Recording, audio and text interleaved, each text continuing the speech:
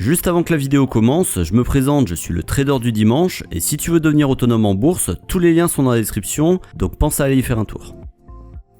Bien souvent, la fiscalité est perçue par les investisseurs particuliers comme quelque chose de nébuleux. Certains développent même certaines craintes, souvent infondées, pensant que la totalité de leurs gains sera aspirée par les impôts. À tel point d'ailleurs que certains réfléchissent à 2 fois avant de tirer sur la gâchette et tenter de réaliser leur premier gain en bourse. Dans cette vidéo, j'aimerais que tu t'affranchisses de toutes ces angoisses et pour y arriver, on va tout reprendre à zéro ensemble et je vais t'expliquer comment seront imposées tes futures plus-values. Et si tu restes bien concentré jusqu'au bout de la vidéo, tu devrais même être capable de choisir le type de support le plus adapté en fonction de tes attentes. Avant même de commencer à entrevoir la fiscalité d'une plus-value, il est important de rappeler ce qu'elle est avant tout et comment on la calcule. Une plus-value, c'est la différence entre le prix d'acquisition d'un actif et le prix auquel il est revendu par la suite, déduction faite des frais qui ont été engagés, tels que les commissions, le spread ou le SRD par exemple. Autrement dit, quand Charles achète 10 actions de la société Total cotée à la Bourse de Paris à un prix de 50 € et qu'il revend ces mêmes actions pour un montant de 52 € chacune quelques semaines plus tard, que se passe-t-il en réalité ? Eh bien, la réponse elle est simple. Charles a fait l'acquisition de 10 actions à 50 €, ce qui fait qu'il a investi pour un montant total de 500 € sur l'action Total. Il est donc désormais actionnaire de l'entreprise et son objectif est que l'action s'apprécie dans le temps, c'est-à-dire qu'elle prenne de la valeur. Et c'est ce qui se passe puisque quelques temps plus tard, l'action cote désormais 52 €. Charles, en revendant ses 10 actions sur le marché à ce prix, va donc les céder pour un montant total de 520 €. La plus-value, ou le gain pour faire plus simple, consiste donc à calculer la différence entre le prix auquel Charles a acquis les 10 actions et le prix auquel il les a vendues. Ici, Charles les a achetées 500 € et les a cédées par la suite pour 520 €. Sa plus-value, elle est donc égale à 20 €.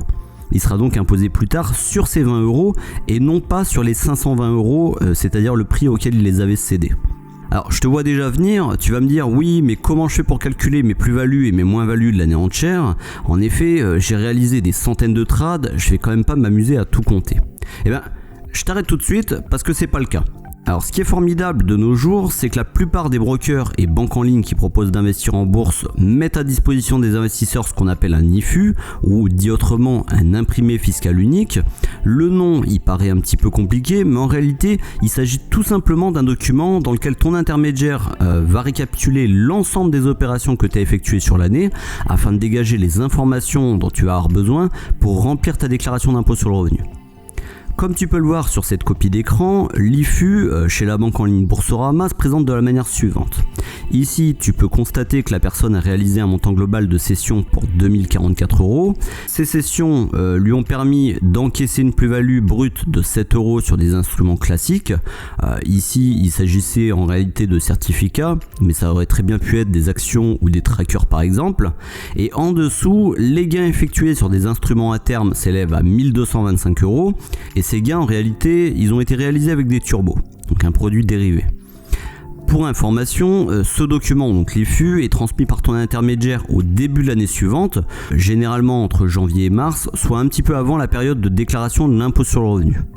Une dernière chose à savoir avant de commencer à te montrer comment seront imposées tes futures plus-values, cette chose c'est le taux marginal d'imposition. Ce taux, il permet de savoir à quel pourcentage vont être imposées tes plus-values si tu choisis d'opter pour le barème de l'impôt sur le revenu. Pour faire simple, tes plus-values vont s'ajouter aux autres revenus que tu as acquis pendant l'année et évidemment, plus tes revenus vont augmenter, plus la tranche d'imposition qui sera appliquée à ces revenus supplémentaires va augmenter.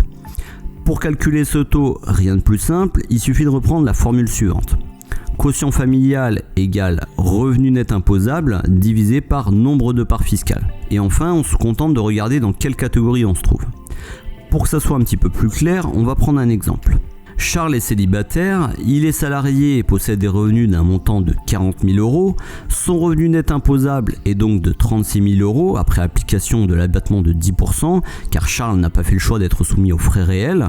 Son impôt, il sera donc de 5 002 €. Pourquoi ? Eh bien parce qu'on va appliquer déjà la première tranche Donc de 0 à 9 964 €, il va y avoir un pourcentage de 0 qui va être appliqué, donc ça fait 0 € d'impôt.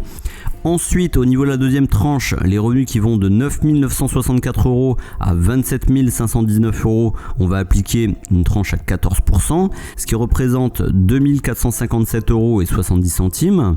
Et enfin, étant donné que son revenu net imposable est de 36 000 €, alors on va imposer le reste dans la troisième tranche, la tranche à 30%, donc on va faire 36 000 € moins 27 519 €, le tout multiplié par 30%, ce qui nous donne 2 544 € et 30 centimes.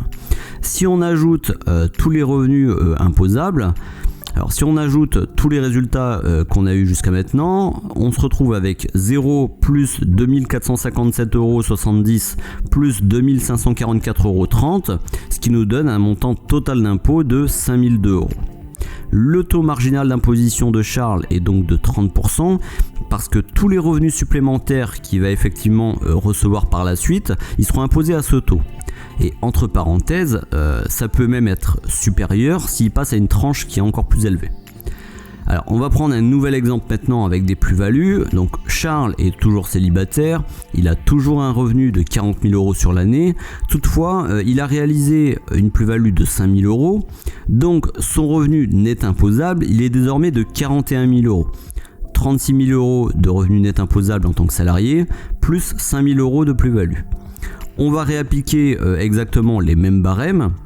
Sauf que là, on va avoir une différence, c'est que dans la troisième tranche, celle à 30%, il va plus être à 36 000, mais il va être désormais à 41 000 € de revenus net imposables. Donc la dernière tranche, on va la calculer de la manière suivante. Donc 41 000 moins 27 519, le tout multiplié par 30%, on se retrouve avec 4 044 € et 30 centimes.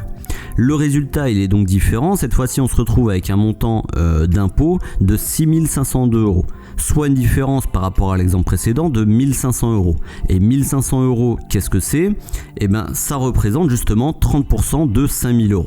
Voilà, donc Charles, s'il réalise des plus-values, il sait que ces plus-values, elles vont être imposées à 30%. À présent qu'on a éclairci les choses, on va pouvoir passer au calcul de l'imposition des plus-values. Comme tu dois t'en douter, il existe plusieurs possibilités en matière de taxation des plus-values, des règles pour le compte titre et d'autres règles pour le PEA. Voyons un petit peu ça en détail. Au niveau du compte titre, il existe deux possibilités, le régime de droit et le régime sur option. Dans le régime de droit, qui a été instauré à partir du 1er janvier 2018 et qui se dénomme la flat tax, celle-ci a l'avantage de taxer de manière uniforme l'ensemble des plus-values mobilières quel que soit le revenu du foyer et donc peu importe le taux marginal appliqué. Il s'applique ce régime de droit automatiquement, c'est-à-dire qu'une plus-value sera donc ponctionnée d'une part de 12,8% au titre du PFU, le prélèvement forfaitaire unique, ainsi que de 17,2% au titre des prélèvements sociaux. Ce qui donne au final un taux de 30% qui va aller directement ponctionner tes plus-values. Le régime dit sur option consiste quant à lui à appliquer le barème de l'impôt sur le revenu aux plus-values que tu as générées pendant l'année précédente. On va faire appel cette fois-ci à ton taux marginal d'imposition pour connaître le pourcentage appliqué. Autant dire que plus ton taux marginal d'imposition est élevé, plus tu seras imposé. Mais il va falloir également ajouter les prélèvements sociaux à hauteur de 17,2% comme dans le cas précédent. Ce qu'il faut donc retenir, et c'est ce que j'indique sur la partie droite du tableau, c'est que si ton taux marginal d'imposition est de 14% ou plus, il est préférable de garder le régime de droit et ainsi disposer de la flat tax afin de ne pas être taxé au-delà de 30%. Donc maintenant en ce qui concerne le PEA, le plan épargne en action, les choses elles sont différentes. Ici, l'élément qui va modifier les règles en matière de taxation, c'est la durée de détention du plan. Jusqu'à 5 ans de détention, la règle est identique au régime de droit applicable sur le compte titre. Autrement dit, tu bénéficieras de la flat tax et tes gains seront imposés à hauteur de 12,8% au titre du PFU et de 17,2% au niveau des prélèvements sociaux. En revanche, au-delà de 5 ans de détention du PEA, ce support devient intéressant fiscalement car tes plus-values elles seront exonérées d'impôt sur le revenu. En effet, seuls les prélèvements sociaux continueront à être appliqués, ce qui porte la facture à 17,2% comparé aux 30% à l'origine si ton PEA avait 5 ans ou moins. Ce qu'il faut retenir jusqu'ici, c'est que le choix d'un compte titre ou d'un PEA doit se faire après avoir étudié ton profil et tes objectifs. En effet, chaque support dispose de plusieurs avantages et inconvénients. Le compte titre permet d'investir sur l'ensemble des actifs disponibles en bourse, que ce soit des actions, des trackers, le forex, les indices, les matières premières, etc. Il ne dispose pas de plafond de versement et il est possible d'ouvrir autant de comptes titres que tu souhaites. En revanche, il existe également des inconvénients, comme le fait de voir ces plus-values imposées l'année suivante, ce qui t'empêche de pouvoir les réinvestir et accroître ton capital plus rapidement. L'autre inconvénient, c'est que le seul moyen pour voir tes plus-values taxées à un taux inférieur à 30%, c'est d'avoir un taux marginal d'imposition inférieur à 14%, ce qui n'est pas forcément le cas de tout le monde. De l'autre côté, le PEA permet d'obtenir un taux d'imposition de tes plus-values inférieur au régime de droit, dans le cas où tu le détiens depuis plus de 5 ans. Tant que tu ne retires pas ton argent de ton PEA, tu as la faculté de réinvestir tes gains année après année. Et troisième élément intéressant, c'est que pour prendre date en ce qui concerne la durée de détention du PEA, tu peux l'ouvrir sans forcément être obligé de commencer à investir tout de suite. Le revers de la médaille, c'est que le PEA ne permet pas d'investir sur tous les produits disponibles, en effet seulement sur un nombre restreint d'actifs. Ça va être les actions françaises et les fonds ayant au moins 75% de titres français ou européens. D'autre part, le plafond de versement est limité à 150 000 € et la limite est de 1 PEA par personne et 2 points foyer. Et enfin, et non des moindres, tout retrait partiel avant 5 ans de détention entraîne la clôture automatique du PEA par la banque. Si tu as besoin d'une épargne disponible, le PEA il est donc pas réellement adapté pour toi. Maintenant que tu as compris ce qu'est une plus-value, où trouver ce montant sur ton IFU, donc l'imprimé fiscal unique, et calculer ton taux marginal d'imposition, mais aussi les différents modes d'imposition selon le type de support que tu choisis, maintenant je vais te montrer un exemple pratique. Donc Charles a investi 5 000 € sur l'action Total qui est cotée sur l'indice CAC 40. Il solde sa position quelques mois plus tard en réalisant une plus-value de 1 000 €. On nous dit au passage que son taux marginal d'imposition est de 30%. Et ce qu'on va voir, c'est la manière dont va être imposée sa plus-value selon les différentes cas de figure. Sur le compte titre, la règle de droit, c'est la flat tax. Charles va voir ses gains taxés à hauteur de 12,8% au titre du PFU, plus 17,2% au titre des prélèvements sociaux, soit 30% au total. S'il était amené à opter pour l'imposition selon le barème de l'impôt sur le revenu, ce dernier se verra appliquer un taux de 30% dans un premier temps en adéquation avec son taux marginal d'imposition, puis 17,2% de prélèvements sociaux, soit un taux d'imposition au total de 47,2%. Si Charles a enregistré cette plus-value sur un PEA, les choses elles sont différentes. Si ce dernier le détient depuis 5 ans ou moins, la flat tax va s'appliquer, soit 12,8% plus 17,2%, soit au total 30%.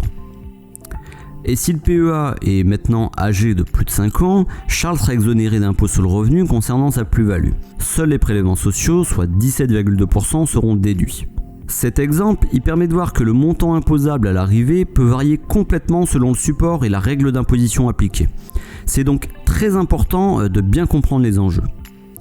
Pour finir cette vidéo, je pense qu'il est important de te montrer où tu vas devoir mentionner tes plus-values et tes moins-values sur ta déclaration d'impôt sur le revenu. Dans le cas où ton intermédiaire, c'est-à-dire ta banque ou ton broker, te fournissent un IFU, si le résultat de tes opérations aboutit à une plus-value, le résultat est à indiquer sur le formulaire 2042 en case 3VG. Si c'est une moins-value, ce montant est à imputer en case 3VH. De plus, si tu souhaites opter pour l'imposition selon le barème de l'impôt sur le revenu, il suffit de cocher la case 2OP qui est juste au-dessus. Autre précision, et qui concerne cette fois-ci les pertes que tu serais amené à réaliser au cours de ton parcours boursier ces prochaines années. En effet, il est important que tu saches que les moins-values réalisées au titre d'une année sont reportables et imputables sur des plus-values de même nature au cours des 10 années suivantes.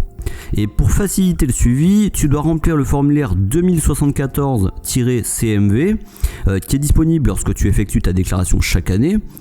Par exemple, si Charles réalise une moins-value d'un montant de 400 € sur une action au titre de l'année 2019, il pourra reporter sa moins-value jusqu'en 2029. S'il est amené à réaliser une plus-value de 1 000 € au cours de cette période, il pourra donc déduire ses 400 € de moins-value afin d'être imposé uniquement sur le reliquat, c'est-à-dire les 600 €. En conclusion, la fiscalité en bourse est un domaine qui s'apprend avec le temps. Il faut pas avoir peur de s'y intéresser afin de mieux comprendre comment seront imposés tes gains à l'avenir. Et dans cette vidéo, je t'expliquais comment fonctionne cette fiscalité et la manière dont elle s'applique selon les supports. Tu as donc désormais toutes les clés en main pour bien anticiper les impôts que tu devras régler selon le scénario qui s'applique à toi.